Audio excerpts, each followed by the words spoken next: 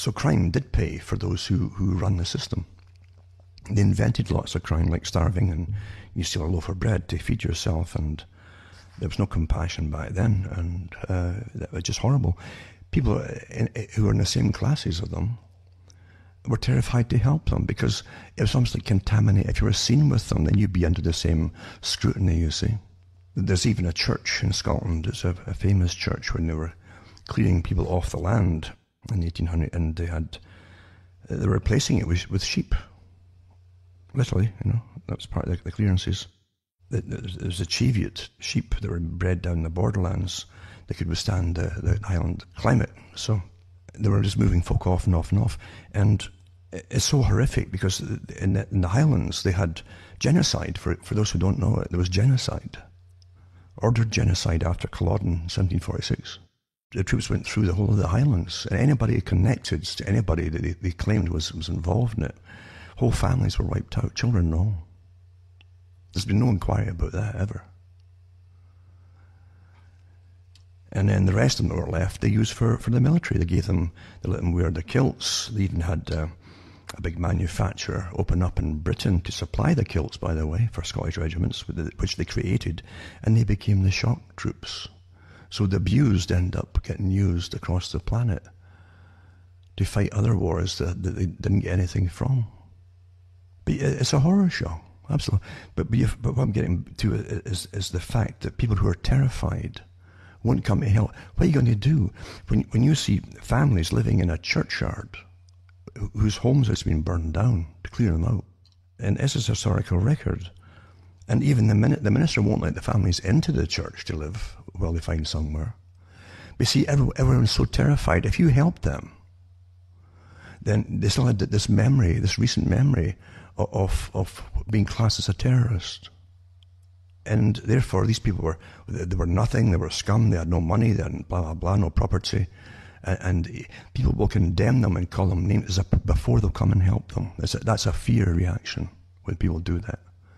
And it's so that they don't get connected with them, and possibly that they get their home burned down. You see? A horrific history. Truly horrific. And people have been used and abused right up. And they're still getting, the troops today are living in a cocktail of drugs, because they can't give them even validation of a just war anymore. And in the past, there had to be a semblance of a reason for invading and fighting a people.